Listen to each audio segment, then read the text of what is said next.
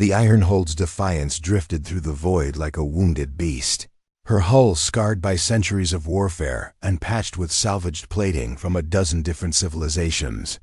Captain Vex Torian stood on the bridge, watching the holographic display flicker with static as three massive fleets emerged from hyperspace in perfect formation. The hegemony had arrived. "Sir," called Navigation Officer Kira Stelmark, her voice tight with controlled fear, "we're looking at over 200 vessels. Dreadnoughts, carriers, destroyers, everything they've got." Torian's weathered face remained impassive as he studied the approaching armada. The Ironhold's Defiance was the last ship of the Terran Resistance, a relic from humanity's golden age of shipbuilding, when they still believed in building vessels to last forever rather than replacing them every few years. Her crew of 43 souls represented the final ember of human defiance in a galaxy that had written them off as extinct. The communications array crackled to life, and the sneering face of Admiral Keth Volthari filled the main screen. The hegemony commander's four arms gestured dismissively as he spoke, his translator rendering his words in cold, mechanical tones. "Ancient vessel," Volthari's voice dripped with contempt, "you are surrounded by the combined might of three fleets. The Crimson Talon, the Iron Serpent, and the Void Hammer have come to witness your final destruction. Surrender now, and we will grant your crew a swift death rather than the slow dissolution chambers." Chief Engineer Nea Vorthek looked up from her console, her cybernetic eye glowing blue as she interfaced with the ship's ancient systems. "Captain, they're not even raising shields. They think we're that much of a joke." Torian allowed himself a thin smile. The Ironhold's Defiance might look like a scrapyard refugee, but beneath her battered exterior lay technology that predated the hegemony by millennia. Human engineering from the days when Earth's shipwrights built vessels not just to fight, but to endure. "Open a channel," Torian commanded. The bridge fell silent as every eye turned to their captain. In the view screen, Admiral Volthari's expression shifted from boredom to mild curiosity. "Admiral," Torian began, his voice carrying the weight of every human world that had fallen, every colony that had been glassed, every child that had died screaming in the hegemony's war of extinction. "You call my ship a relic. You're not wrong. She's a relic of a time when humans built things to last. When we built things to fight." Volthari's laugh was a harsh chittering sound. "Your pathetic species, let me finish," Torian interrupted. And something in his tone made the alien admiral fall silent. "This ship has seen the birth and death of empires. She's fought in wars you can't even pronounce the names of. And today, she's going to teach your three fleets why humanity earned its place among the stars." Weapons Officer Zane Korvash's hands hovered over his console, waiting for the order. The ship's ancient but meticulously maintained systems hummed with barely contained power. "You see, Admiral," Torian continued, his eyes never leaving the screen, "you made one critical mistake. You brought everything you had to kill one old ship. That tells me you're scared. And you should be." The transmission cut to static as Torian turned to his crew. Around him, 42 of the finest warriors humanity had ever produced stood ready to write their names in the stars with fire and fury. All hands, battle stations. "Helm, bring us about. Today, we remind the galaxy what happens when you corner a wounded Earthship." The Ironhold's Defiance turned to face her destiny, her ancient bones creaking with anticipation. Admiral Volthari's sneer vanished as his tactical officer's frantic voice cut through the bridge chatter. "Sir, the human vessel is accelerating directly toward the Crimson Talon formation." "Impossible," Volthari hissed, his four arms dancing across his command console. "A single ship cannot engage an entire fleet. Open fire. All vessels, concentrate. Fire on that relic." The space around the Ironhold's Defiance erupted in a storm of plasma bolts and particle beams. But the ancient vessel moved like she was dancing, her pilot threading her through the barrage with impossible grace. "Helm control feels like silk today, Captain," announced pilot Rix Kander, her hands flowing over the navigation controls with practiced ease. The ship rolled and twisted, her inertial dampeners handling maneuvers that should have turned her crew into paste against the bulkheads. "Their targeting computers can't get a lock," observed tactical analyst Jorik Wren. "They're calibrated for modern engagement ranges and movement patterns. Our ship moves like nothing they've ever encountered." Captain Torian nodded grimly. The Ironhold's Defiance had been built in an era when space combat was an art form, when pilots trained for decades to master the subtle interplay between thrust and gravity, momentum and mass. Modern fleets relied on automated systems and overwhelming firepower. They had forgotten that in the hands of a master, a ship could become poetry written in motion. "Weapons range in 30 seconds, reported Korvash, his fingers caressing the firing controls. "All primary batteries charged and ready." The hegemony ships opened fire again, a withering crossfire that should have vaporized anything smaller than a moon. But the Ironhold's Defiance slipped between the beams like smoke, her ancient hull singing with the joy of battle. "Now," Torian commanded. The universe held its breath as the Ironhold's Defiance unleashed her first salvo. Her primary weapons weren't the elegant energy beams favored by modern warships. They were something far more primitive and infinitely more terrifying: kinetic accelerators that launched projectiles at significant fractions of LIGHTSPED. The rounds punched through the lead destroyer's shields like they were tissue paper, the ship's entire midsection simply ceasing to exist in a brilliant flash of vaporized metal and escaping atmosphere. Before the hegemony crews could process what had happened, the Ironhold's Defiance had already shifted targets. Impossible! Admiral Volthari shrieked as his formation began to crumble. "Those weapons should be museum pieces. How are they penetrating our shields?" Chief Engineer Vorthic's voice carried across the bridge with grim satisfaction. "Because our ancestors built these guns to punch through anything, sir. Hegemony shields are designed to disperse energy. They can't stop a chunk of depleted uranium moving at 30% of light speed." The ancient ship carved through the Crimson Talon fleet like a scythe through wheat. Her weapons spoke with voices of thunder, each shot carefully aimed and devastatingly effective. Destroyer after destroyer died, their modern armor useless against weapons designed in an age when ships were built to kill other ships, not to look impressive in parades. "Cruiser Bloodfang is breaking formation," reported a panicked voice from somewhere in the hegemony fleet. "Captain says his shields are useless against kinetic rounds." The Ironhold's Defiance rolled beneath the fleeing cruiser's ventral hull and fired a full spread into her reactor housing. The explosion lit up half the system as the ship's antimatter containment failed in less than 20 minutes. The Crimson Talon fleet, 37 vessels strong, had been reduced to 17. Struggling survivors, an expanding cloud of debris. The Ironhold's Defiance hung motionless among the wreckage, her weapons systems cycling down to normal operating temperature. "Sir," came a trembling voice from Admiral Volthari's communications officer, "the Crimson Talon requests permission to withdraw." For the first time in his career, Admiral Volthari found himself staring at a human vessel with something approaching respect and fear.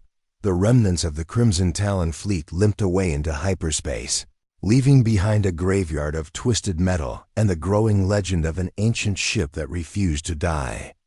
Admiral Volthari regrouped his remaining forces, the Iron Serpent and Void Hammer fleets, forming a defensive perimeter around his flagship. "Sir," his tactical officer reported, voice barely steady, "long-range sensors are having difficulty maintaining a lock on the human vessel.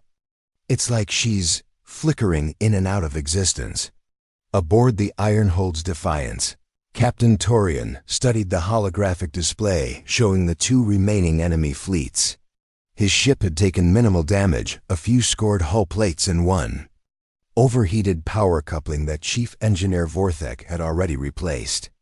"They're scared now," observed Communications Specialist Dana Krell. "Look at their formation. They're clustering together like prey animals. Fear makes them dangerous." Torian replied, "Desperate commanders make desperate choices. What's our stealth status, Naya?"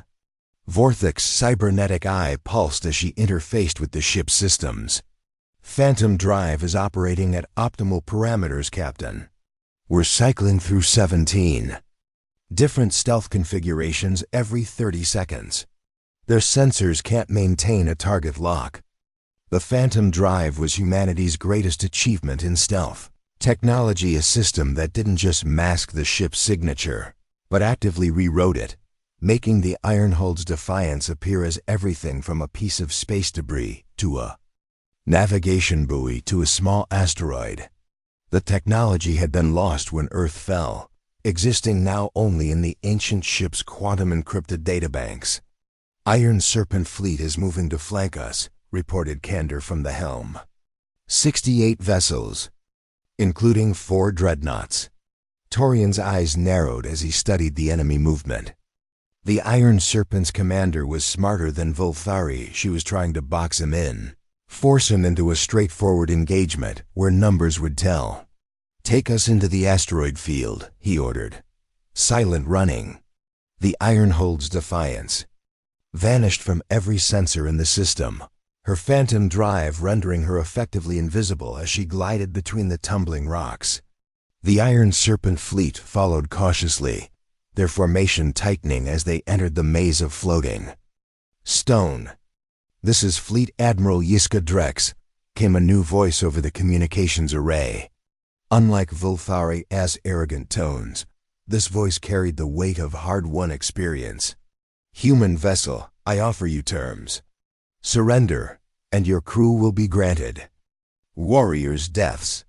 Continue this futile resistance, and I will glass every asteroid in this field." Torian almost smiled. Drex was exactly what he'd hoped for, a competent commander who understood tactics. Unfortunately for her, she was fighting a ship that had been designed by people who had elevated space warfare to an art form. "Korvash," Torian said quietly, "prepare the Raven's Gambit." The weapons officer's eyes widened.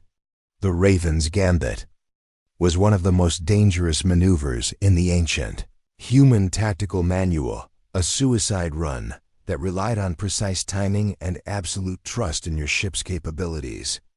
"Sir, are you certain?" "If the calculations are off by even a microsecond, the calculations are never off," Torian replied. "Not on this ship. Begin the sequence." Deep within the Ironhull's Defiance, systems that hadn't been activated in centuries began to hum with power. The ship's ancient quantum processors calculated trajectories and timing with supernatural precision, factoring in gravitational fields, asteroid rotation, and the movement patterns of 68 enemy vessels. "I have firing solutions on all targets," Korvash reported, his voice tight with concentration. The Ironhull's Defiance erupted from behind a massive asteroid, like an avenging angel, her weapons speaking in perfect harmony. But these weren't the kinetic rounds that had devastated the Crimson Talon fleet. These were something far more exotic: gravitometric torpedoes that warped spacetime itself, creating localized gravitational anomalies that crushed ships like tin cans. Admiral Drex watched in horror as her fleet began to implode. The ancient human weapons didn't just destroy her ships, they folded them into impossible geometries, turning three-dimensional vessels into twisted sculptures of compressed matter. "All ships, emergency jump!" She screamed, but it was too late. The gravitometric field was expanding, catching ship after ship in its inexorable embrace.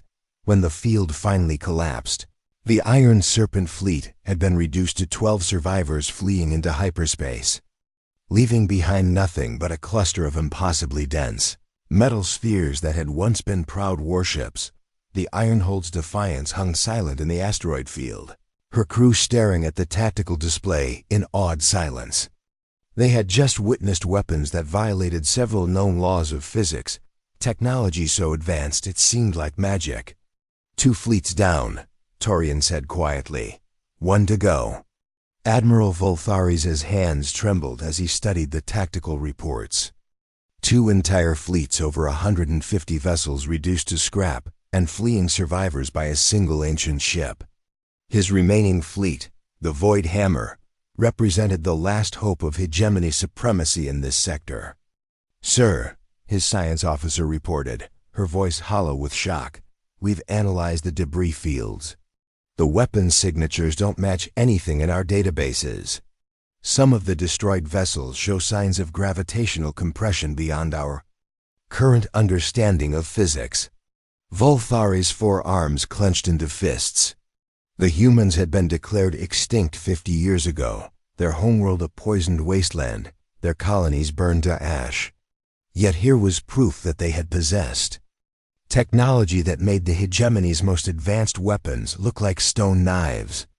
"How many ships do we have left?" he demanded. 73 combat vessels, sir, including your flagship, 2 dreadnoughts, and 5 heavy cruisers. On the bridge of the Ironhold's Defiance, Captain Torian stood before the memorial wall, a section of bulkhead inscribed with the names of every human world that had fallen to the hegemony: Terra, New Geneva, Kepler's Rest, Harmony Station. Hundreds of names, billions of lives, all reduced to etched letters on cold metal. "Sir," Communications Specialist Krell reported, "Admiral Volthari is requesting a parley." "Put him through." The alien admiral's face appeared on the main screen, but the arrogance was gone. In its place was something Torian had never seen in a hegemony commander's eyes: genuine fear. "Captain," Volthari began, his translator struggling with the complexity of his emotional state, "I propose a cessation of hostilities. Your ship has proven its capabilities. Perhaps we can reach an understanding." "An understanding?" Torian's voice was quiet, dangerous. "Like the understanding you reached with the children on Kepler's Rest? The one where you dissolved them in acid while their parents watched?" Volthari's mandibles clicked nervously. "That was a different matter. Military necessity." "There is no understanding," Torian cut him off. "There is no mercy. There's only what you taught us when you burned our worlds. Today, you learn why humanity built ships like this one. Today, you learn what happens when you try to exterminate a species that refuses to die." The transmission cut, and Torian turned to his crew. Around him stood the ghosts of a civilization, the inheritors of a legacy written in starfire and sealed with blood. "All hands, this is the captain." His voice echoed through every compartment of the ancient ship. "Before us lies the last fleet of the force that murdered our species. Behind us lie the ashes of every human world. Today, we settle the debt. Today, we remind the galaxy that humanity built the Ironhold's Defiance not just to fight, but to win." Chief Engineer Vorthic's cybernetic eye blazed as she brought the ship's final weapon system online. "Captain, the Worldbreaker cannon is charged and ready." The Worldbreaker, humanity's ultimate expression of controlled destruction. A weapon that had been used only once before, in the final defense of Earth itself. It drew power directly from the ship's quantum core, channeling enough energy to crack a moon. "All hegemony vessels are in formation," reported Kander from the helm. "They're clustering around their flagship." "Perfect," Torian said. "They're making this easy for us." The Ironhold's Defiance moved toward the enemy fleet with stately grace, her ancient hull gleaming in the light of the distant star. She no longer bothered with stealth or evasion. This was the final act, and she would face it with the dignity befitting humanity's last warship. Worldbreaker cannon, fire. The universe convulsed. A beam of pure annihilation lanced out from the Ironhold's Defiance, a column of weaponized physics that ignored shields, armor, and every known law of defensive warfare. It struck Admiral Volthari's flagship amidships and simply erased it, the massive dreadnought vanishing into constituent atoms. But the beam didn't stop there. It punched through ship after ship, each vessel adding its mass to the growing chain. Reaction of destruction. The quantum field expanded, catching more and more vessels in its embrace, until 73 proud warships had become a single brilliant star burning in the depths of space. When the light finally faded, the Ironholds Defiance hung alone in the void, surrounded by nothing but cooling plasma and the distant twinkle of stars. The Void Hammer fleet had simply ceased to exist. The silence that followed the destruction of the Void Hammer fleet was deafening. Captain Torian stood on the bridge of the Ironholds Defiance, watching the slowly expanding cloud of superheated plasma that had once been 73 hegemony warships. The Worldbreaker cannon had performed flawlessly, just as its designers had intended centuries ago. "Sir," Chief Engineer Vorthek reported, her voice strained, "the quantum core is showing signs of cascade failure. The Worldbreaker firing sequence has destabilized our primary power matrix." Torian nodded grimly. He had known this moment would come. The Worldbreaker was humanity's ultimate weapon, but it came with an ultimate price. The energy required to power it could only be sustained by burning out the ship's quantum core, a process that would leave the Ironholds Defiance dead in space within hours. "How long do we have?" he asked. 6 hours, maybe 7 if I can reroute power through the secondary conduits," Vorthek replied. "But Captain, the damage is irreversible. This ship won't survive another day." Around the bridge, the crew absorbed this news with the stoic acceptance of soldiers who had always known they were fighting their last battle. They had accomplished the impossible. A single ship had destroyed 3 full fleets, over 200 vessels, the pride of the hegemony navy. "Sir," Communications Specialist Krell's voice was tight with excitement, "I'm receiving transmissions from across the galaxy. News of our victory is spreading through every communication network in known space." Tactical Analyst Wren looked up from his console, wonder written across his face. "Captain, you need to see this. We're getting signals from ships claiming to be human vessels. They're coming out of hiding, sir. Resistance cells that have been silent for decades are suddenly active again." Torian felt something he hadn't experienced in years. Hope. The Ironholds Defiance had done more than destroy 3 fleets. She had become a symbol, a rallying cry for every human who had survived the hegemony's genocidal campaign. "Put the general communications on speaker," he ordered. The bridge filled with voices, human voices, speaking in accents from a dozen different colonies, reporting in from hidden bases and camouflaged ships scattered across the galaxy. "This is the Ghost of Titan, reporting from the Vega sector. 67 human souls aboard, ready to fight. Prometheus's fire here, Soul Sector. We've been hiding in the asteroid belt for 20 years. What are your orders?" "The Last Stand reporting. From Rigel System. We saw what you did to those hegemony fleets. How can we help?" Dozens of voices, then hundreds. Ships that had been presumed destroyed, colonies that had gone underground, resistance fighters who had never stopped believing that humanity would rise again. The victory of the Ironholds Defiance had lit a fire that was spreading across the stars. "My friends," Torian spoke into the communications array, his voice carrying to every human ear in the galaxy. "Today we have proven that our species is not yet extinct. Today we have shown the hegemony that their victims can still bite back. But this is not the end, it is the beginning." He paused, looking around at his crew, these brave souls who had chosen to stand with him in humanity's darkest hour. "The Ironholds Defiance is dying. Our quantum core is failing, and we have perhaps 6 hours before this ship becomes a tomb. But before we go, we will transmit to you everything we have: our tactical databases, our weapon schematics, our shield configurations. Everything that made this old ship capable of standing against impossible odds." Chief Engineer Vorthek was already at work, her cybernetic implants interfacing directly with the ship's computer core. Terabytes of data began flowing out through the communications array, the accumulated knowledge of humanity's greatest military engineers, preserved for half a century in the quantum storage matrices of their last warship.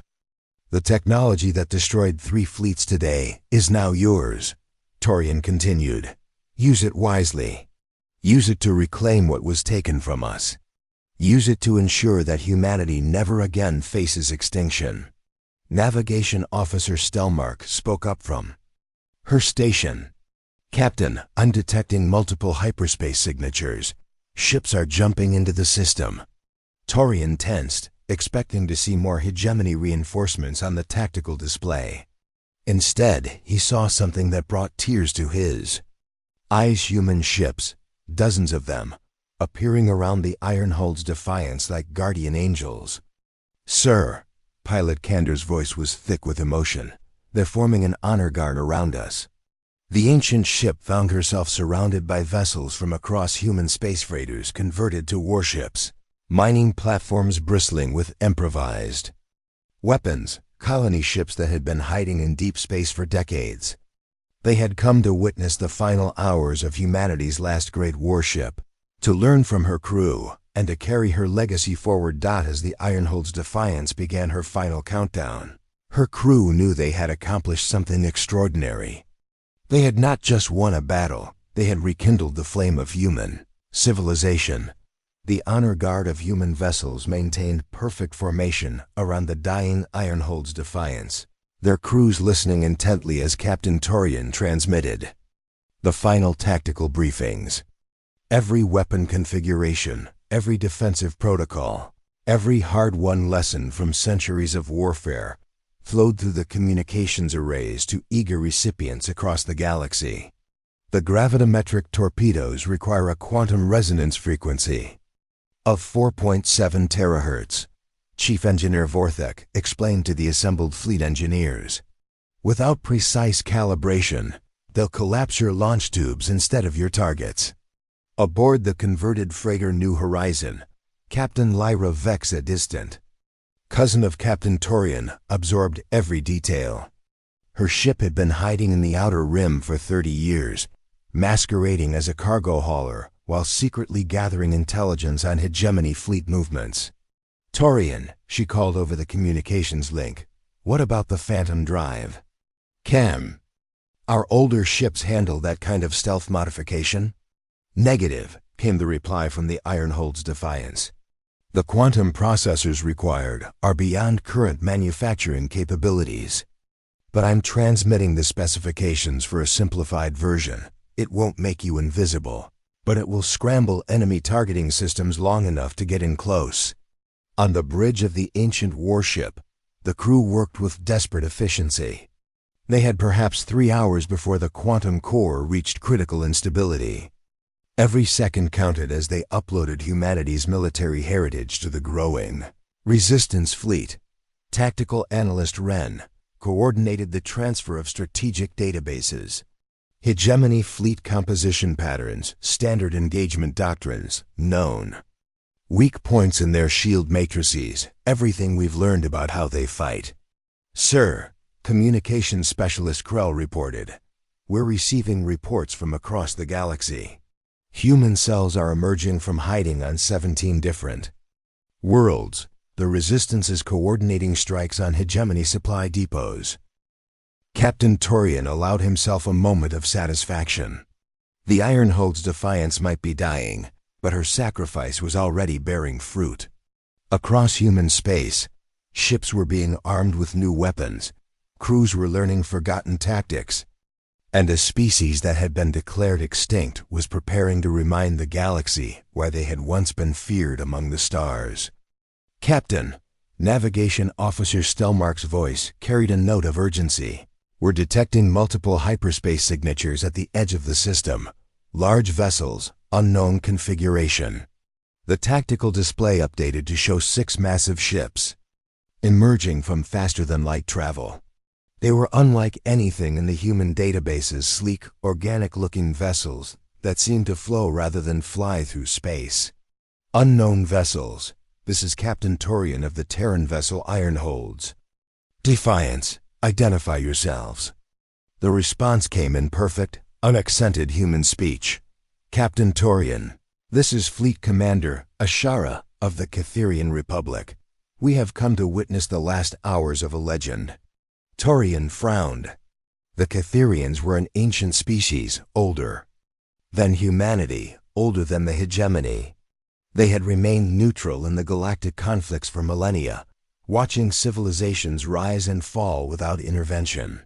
Commander Ashara, Torian replied carefully, we appreciate your presence. But this is a human matter. Indeed it is, came the response, which is why we have come. Your species has accomplished something today that will be remembered long after the hegemony is dust. A single ship, built by a supposedly extinct civilization, has destroyed 3 fleets and rekindled the flame of resistance across the galaxy. One of the Catherian vessels moved closer to the Ironhold's Defiance, its hull shimmering with patterns of light that seemed almost alive. Captain, your ship is dying, but her legacy will endure.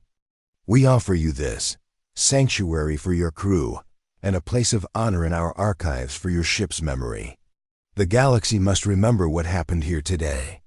Torian looked around at his crew, 42 souls who had chosen to stand with him against impossible odds. They had given everything to ensure humanity's survival. Perhaps it was time to ensure their own. Negative, Commander, he said finally. Our place is here with our ship.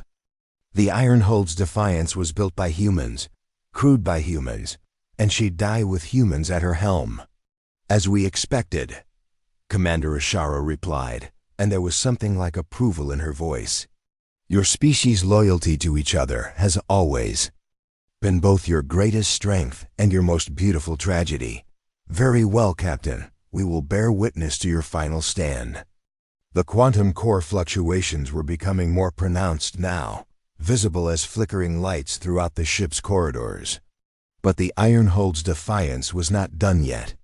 Her final gift to humanity was still being transmitted, not just tactical data, but something more precious, proof that their species could still achieve the impossible. All human vessels, Torian's voice carried across the growing fleet. You have what you need to fight. Go now. Take our weapons, our knowledge, our hope, and use them to reclaim what was stolen from us. Make the hegemony remember why they feared the name human. One by one, the ships of the Resistance fleet began to jump to hyperspace, carrying their precious cargo of knowledge and weapons to hiding places across the galaxy. Soon, only the Catherian vessels remained, silent witnesses to the final chapter of an ancient ship story, the Bridge of the Ironholds.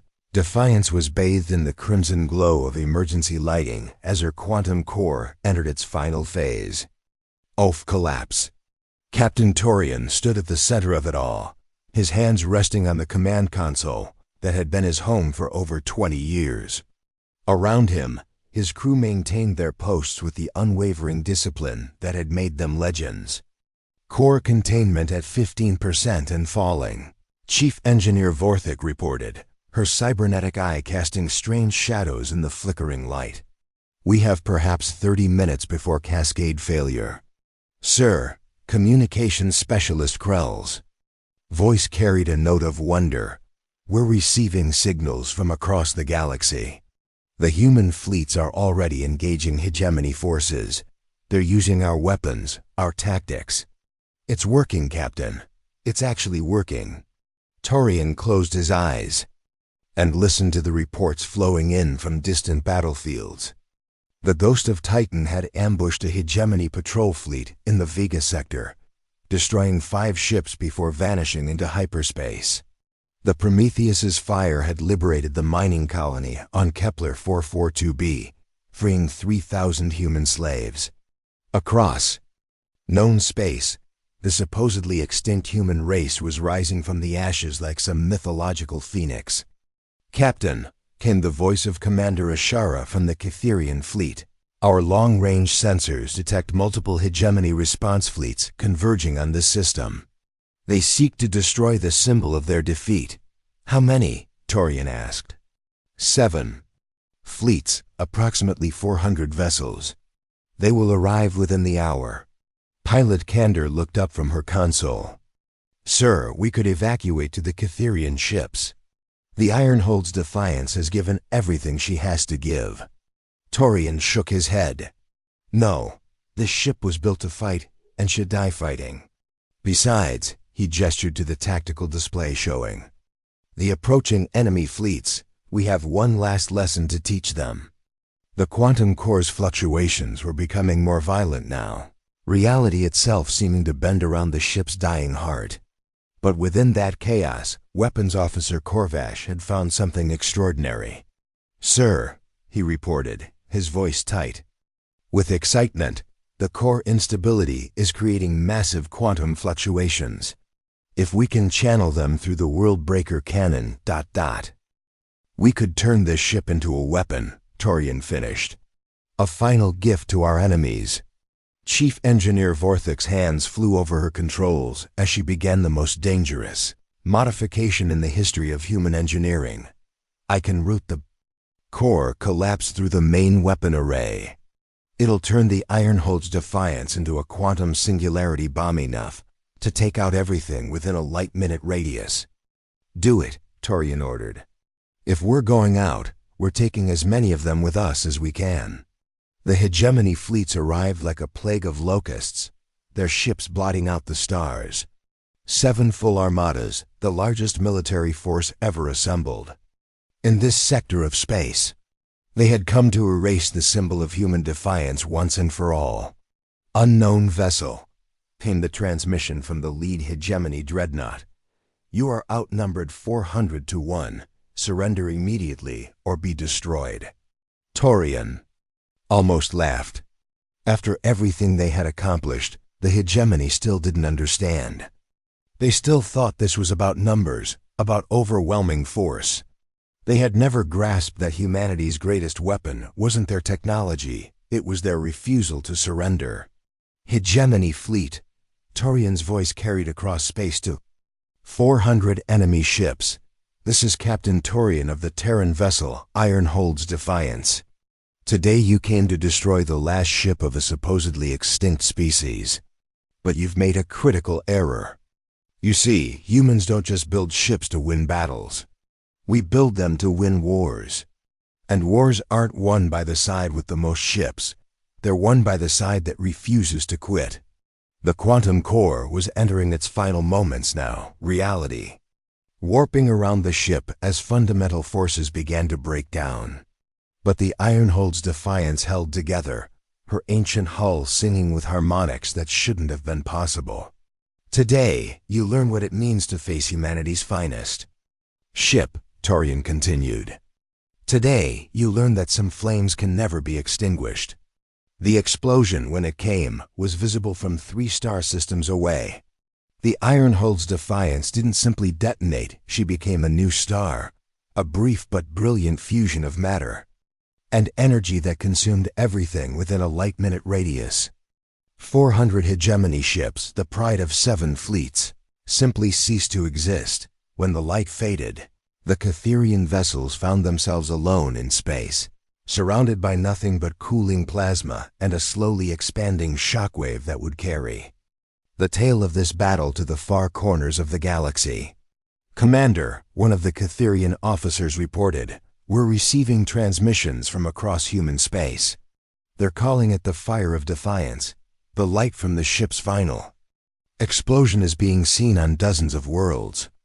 It's become a rallying cry. Commander Ashara nodded solemnly. As it should be. Today, we witnessed something extraordinary. A single ship, crewed by the last children of a broken civilization, reminded the galaxy that some species simply refuse to die.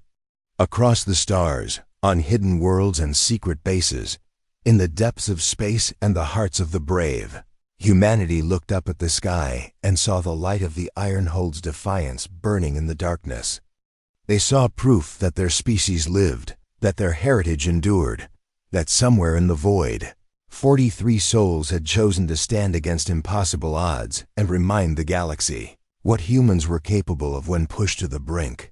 The hegemony had sought to erase humanity from existence, to reduce them to a footnote in galactic history. Instead, they had created something far more dangerous than any fleet or weapon. They had created a legend. And legends, as the survivors would soon learn, have a way of inspiring others to become legends themselves. In the years that followed, historians would mark this day as the beginning of the Second Human War, the conflict that would ultimately see the hegemony's empire crumble and humanity reclaim its place among the stars. They would speak of advanced weapons and clever tactics, of quantum cores and gravimetric torpedoes, of stealth drives and kinetic accelerators. But those who truly understood would know that none of those things had won the war. The war had been won by 43 human souls who refused to surrender, who chose to stand and fight when retreat was the only logical option, who turned their dying ship into a beacon of hope that would burn in the hearts of their species. For generations to come, the Ironhold's defiance was gone, but her fire burned on in every human heart that refused to give up, in every ship that chose to fight impossible odds, in every child born free because a crew of 43 had decided that some things were worth dying for. They had called her a relic, that ancient ship with her scarred hull and outdated systems. They had mocked her age, her obsolete weapons, her small crew. But in the end, the relic had taught the galaxy a lesson that would echo through the ages, that the strongest ships are not built of metal and energy, but of courage and conviction, and that the deadliest weapons are not those that destroy bodies, but those that ignite the indomitable spirit of those who refuse to be conquered. The Ironhold's defiance had earned her place in the stars, and her legacy would burn forever in the hearts of a species that had learned once again that extinction was not their destiny. Defiance was. They called our ship a relic until she sank 3 fleets alone and lit the fire that burned across the galaxy. In the end, they learned that humanity's greatest weapon was never our technology. It was our refusal to surrender, our commitment to each other, and our willingness to pay any price to ensure that our species would endure. The Ironhold's defiance was more than a ship. She was the embodiment of human spirit, and that spirit can never truly die. From the Fire of Defiance, A History of the Second Human War, by Admiral Lyra Vex, Terran Resistance Fleet.